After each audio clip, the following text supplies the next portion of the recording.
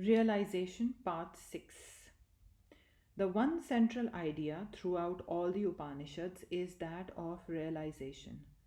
A great many questions will arise from time to time and especially to the modern man. There will be questions of utility, there will be various other questions, but in all we shall find that we are prompted by our past associations. It is association of ideas that has such a tremendous power over our minds. To those who from childhood have always heard of a personal God and the personality of the mind, these ideas will of course appear very stern and harsh. But if they listen to them and think over them, they will become part of their lives and will no longer frighten them. The great question that generally arises is the utility of philosophy. To that, there can be only one answer.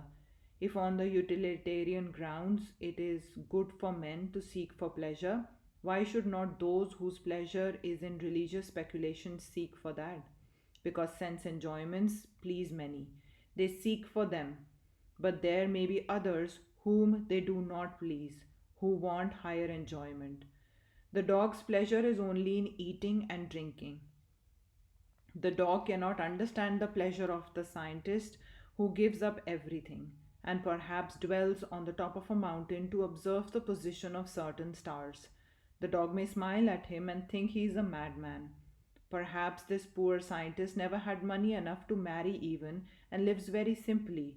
Maybe the dog laughs at him, but the scientist says, "My dear dog, your pleasure is only in the senses which you enjoy, and you know nothing beyond. But for me, this is the most enjoyable life, and if you have the right to seek your pleasure in your own way, so have I in mine." The mistake is that we want to tie the whole world down to our own plane of thought and to make our mind the measure of the whole universe. To you, the old sense things are perhaps the greatest pleasure, but it is not necessary that my pleasure should be the same, and when you insist upon that, I differ from you. That is the difference between the worldly utilitarian and the religious man. The first man says, "See how happy I am. I get money, but do not bother my head about religion. It is too unsearchable, and I am happy without it." So far, so good, good for all utilitarians. But this world is terrible.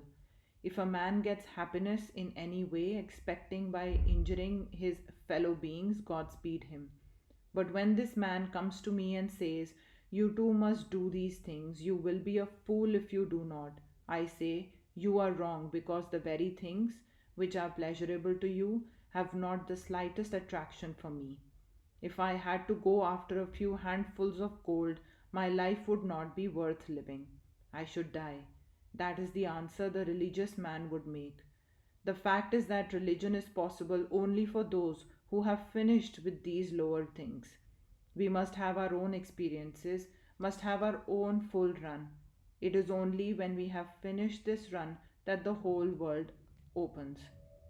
The enjoyments of the senses sometimes assume another phase which is dangerous and tempting.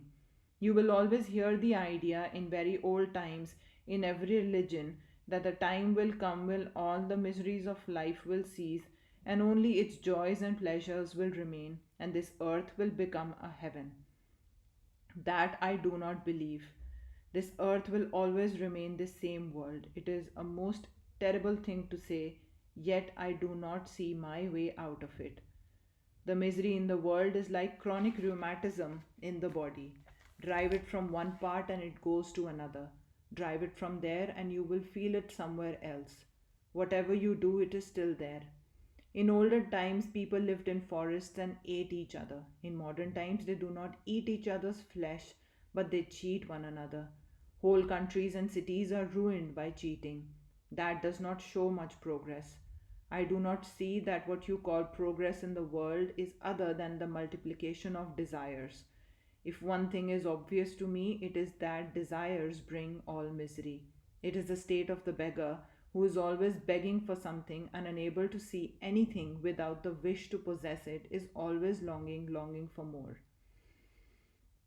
If the power to satisfy our desires is increased in arithmetical progression, the power of desire is increased in geometrical progression. The sum total of happiness and misery in this world is at least the same throughout. If a wave rises in the ocean, it makes a hollow somewhere. If happiness comes to one man, unhappiness comes to another, or perhaps to some animal. Men are increasing in number and some animals are decreasing. We are killing them off and taking their land. We are taking all means of sustenance from them. How can we say then that happiness is increasing? The strong race eats up the weaker. But do you think that the race will ever be happy? No, they will begin to kill each other eventually. I do not see on practical grounds how this world can become a heaven. Facts are against it.